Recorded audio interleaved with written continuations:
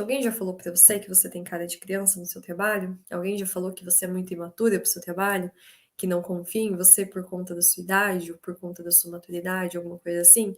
Com 14 anos, na verdade um pouco antes até, eu trabalhava já na loja da minha mãe. Minha mãe tinha uma loja de roupas e eu atendia nessa loja como vendedora, eu arrumava, enfim, eu fazia basicamente tudo que uma atendente de loja faz, mas apenas com 14 anos. Eu era uma vendedora muito boa, não tem problema a gente dizer que é muito bom em algo se a gente realmente é. Eu realmente vendia muito bem, tinha resultados muito bons, mas as pessoas me viam como o quê? Como uma criança. E isso é o quê? Só pela idade? Não. Depois de muito tempo, quando eu fui entender sobre imagem pessoal, sobre várias coisas, eu entendi que não era só uma questão de idade, essa menina é muito jovem. Não, também era uma questão muito forte de posicionamento, como eu me mostrava para as pessoas. Então, quando eu tinha essa idade, me enfrentei, né, esse dilema das pessoas não me levarem a sério, falarem que queriam ser atendidas por outras pessoas e não por uma criança. E assim, eu já tinha maturidade suficiente para saber o que eu estava fazendo. Eu estava há muitos anos ali acompanhando tudo aquilo, eu sabia exatamente o que eu estava fazendo. Essa era a percepção das pessoas a respeito de mim. Então eu queria trabalhar com alguma coisa relacionada à arte, mas eu queria alguma coisa que me permitisse empreender, que me permitisse também ter um retorno lucrativo bom. Porque, né, a gente não vai romantizar a arte e falar, ai, arte só por fazer. Se você quer fazer só por um hobby, beleza. Mas se você quer trabalhar com isso, eu não sou a pessoa que fica romantizando passar fome, de artista que passa fome. Porque eu acredito que você pode sim fazer algo que você gosta, tem também um retorno financeiro com base nisso. Então, você juntar criatividade com empreendedorismo é algo totalmente possível, porque você ser só uma boa profissional não vai fazer com que as pessoas comprem de você. Eu montava ensaios mirabolantes, gigantescos, com altas ideias, com uma entrega muito alta. E mesmo assim as pessoas não fechavam comigo. E eu não entendia, porque a qualidade das minhas fotos estavam muito boas. A edição sempre foi uma das minhas prioridades dentro, né, da fotografia. Então eu fazia uma edição muito boa, eu via gente que cobrava horrores mais caro e fazia uma edição horrível. E eu não entendia por que que as pessoas não me pagavam. Se o meu trabalho era condizente com o que eu estava oferecendo, por que que as pessoas não me contratavam? E foi aí que eu fui me aprofundar mais em vendas. Eu fui entender mais do mundo das vendas em si e como as pessoas são conduzidas para a venda. O que faz uma pessoa de fato contratar alguém ou não. E daí eu comecei a fechar mais pacotes. No começo, os meus pacotes custavam, pasmem, R$ 197 para ensaios de longa duração, então ensaios que iam em torno de 8, 10 horas até. Eu já fiz ensaios de 10 horas. Só o ensaio, sem contar a parte de atendimento antes, sem contar a parte da edição, da entrega. Literalmente só o momento do ensaio. Eu sempre fiz todo o acompanhamento de roupa, de look, de maquiagem, de acessório, de tudo com a pessoa. Então sempre o ensaio era uma experiência muito completa. Cada edição eu levava muito tempo para fazer. E mesmo assim, eu não cobrava nem R$ 200 para fazer um ensaio. E eu achava que eu tava no lucro, praticamente de graça. Na verdade, você tá certa, Suelen. Porque além do material, eu ainda entregava todo o material físico depois. Porque eu montava toda uma experiência sensorial, ia desde a parte sensorial de cheiro, ia também um doce para a pessoa comer e se lembrar daquele momento, fotos para ela poder colocar no local onde ela fosse decorar e as outras pessoas poderem ver também. Eu colocava ainda o suporte para colocar as fotos, fazia cartinha, comprava embalagem, fazia etiqueta, fazia muitas coisas. Então, literalmente, era uma lista de coisas que iam dentro do unboxing. Para quem não sabe, unboxing é a experiência que a pessoa vai ter depois da compra. Sabe aquele momento que as pessoas gravam quando elas estão recebendo algum pedido, quando elas compraram alguma coisa e vem numa caixa muito bonita? Eu queria que as pessoas gravassem, porque eu sabia que isso ia estar divulgando o meu trabalho e era o investimento que eu estava fazendo. Meu lucro seria menor, mas as pessoas teriam me divulgando. E deu muito certo, as pessoas literalmente faziam isso e divulgavam. Mas eu não tinha lucro nenhum, eu não ganhava um centavo. Eu trabalhava muito e eu não ganhava um centavo. E eu não entendia por que que as pessoas não queriam me pagar. Isso ainda quando as pessoas não me pediam desconto por esses R$ 197. As pessoas achavam caro ainda me pagar. Isso, sendo que, como diz a Alika, eu estava ainda no prejuízo. Eu literalmente estava no prejuízo. E todo mundo ao meu redor, quem tinha um pouquinho mais de noção, ficava, como é que você tá cobrando só isso? E eu, mas é o valor que eu, né, que eu acho que eu devo cobrar, pelo menos agora. Eu não devo estar preparada, as pessoas acham que eu não tô preparada para cobrar mais. Eu sou só uma menininha de 17, 18 anos. Então, quem que vai querer pagar, tipo, sei lá, R$ 1.000 para fazer um ensaio comigo? Infelizmente, nem todo mundo valoriza o nosso trabalho. Mas eu vou te contar uma coisa, Gabi. A primeira pessoa que tem que valorizar o nosso trabalho somos nós mesmos. A partir daí, a gente começa a mostrar para as pessoas o valor dele e assim elas começam a perceber. Nem todo mundo vai perceber. Isso também tem uma questão de público. Quem é seu público? Se seu público que você quer atingir está percebendo o valor do seu trabalho, é isso que importa. Se as outras pessoas não estão, às vezes quem está do nosso lado todos os dias não vai entender o valor do nosso trabalho. Mas se quem é o nosso público está entendendo, então pronto, o seu trabalho está perfeito, o seu posicionamento, a sua imagem está tudo alinhado. Agora que valorizo o meu trabalho, fico feliz por falarem que eu cobro caro. Eu também. Quem fala que eu cobro caro, eu falo, é isso mesmo, cobro o justo, não é caro, é o justo. Se você entrega alto, você tem que cobrar alto. Você não tem como fazer uma entrega alto cobrando barato. Não, não faz sentido. Ninguém vai te dar uma Mercedes se você pagar R$ 1.000 por ela. Você vai ficar desconfiado. Não vai? Você vai entrar num carro que diz ser uma Mercedes pagando R$ 1.000 por ele? Coisas boas são mais caras. Isso é natural, porque existe mais empenho, existe mais qualidade, existem muito mais valor de marca trabalhado ali, existem muito mais coisas para agregar valor ali. Ah, Suelen, não adianta precificar corretamente se a gente não souber se posicionar para vender depois.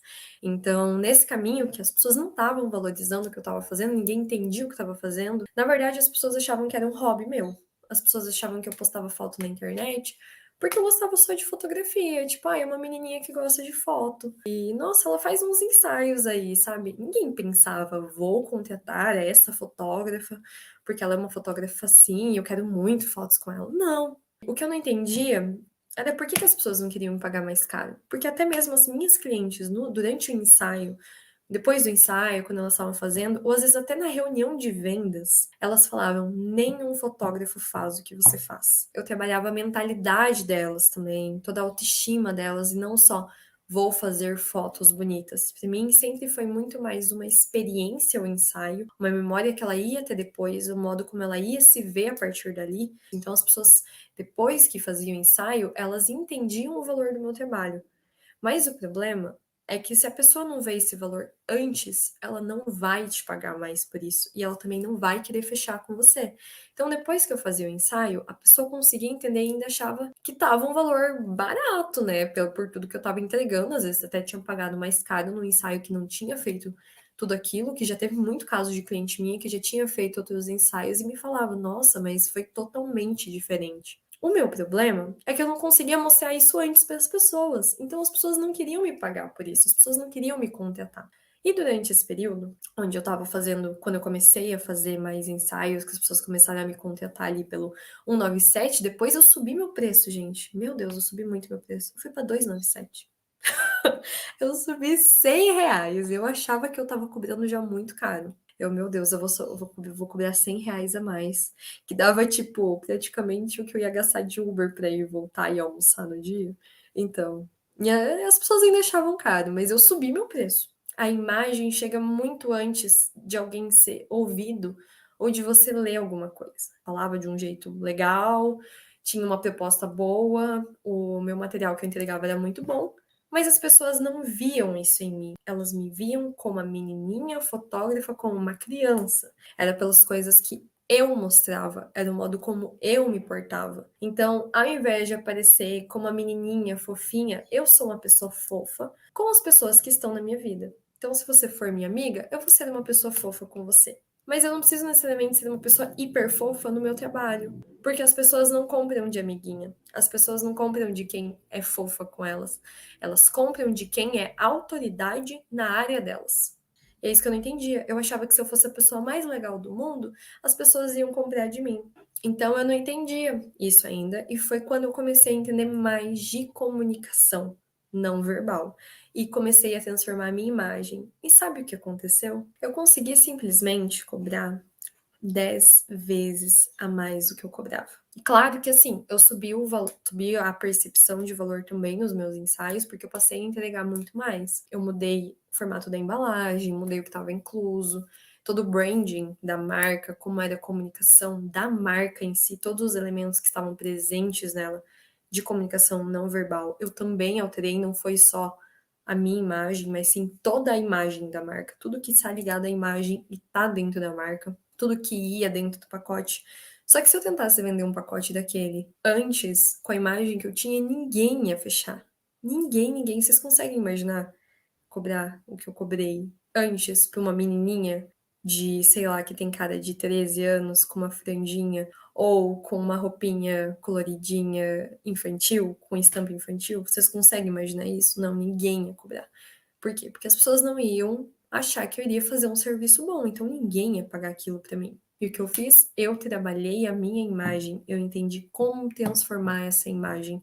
E a partir disso, eu comecei a ter resultados. Eu fui a pessoa que saiu da amiguinha, da menininha fofa, da criancinha que gosta de foto, para a mulher ambiciosa, poderosa, que ensina outras mulheres a se posicionarem. Quanto você quer que as pessoas te paguem? Vocês precisam trabalhar a imagem de vocês antes de qualquer coisa, porque a imagem chega muito antes de qualquer coisa. Às vezes, vocês não atingem o público que vocês querem, vocês não vendem para quem vocês querem, porque as pessoas não veem isso em você. As pessoas compram de quem elas se identificam.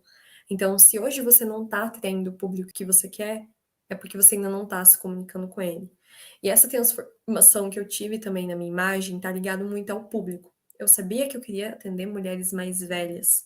Não necessariamente mais velhas de idade, mas mais velhas de maturidade. Você tem que saber a mentalidade de quem você quer atingir. E eu sabia muito bem quem eu queria atingir, e foi a partir disso que eu comecei a fazer a transformação na minha imagem, na minha marca, e comecei a atingir essas pessoas.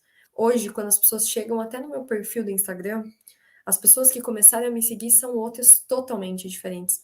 Antes era menininha de 13, 14 anos, era esse público. Hoje em dia, todas praticamente que me seguem são mulheres empreendedoras. Eu entro no perfil delas para ver quem está me seguindo, analisar público, fazer toda essa análise mesmo de marketing. E quem me segue são as pessoas que eu quero que estejam ali.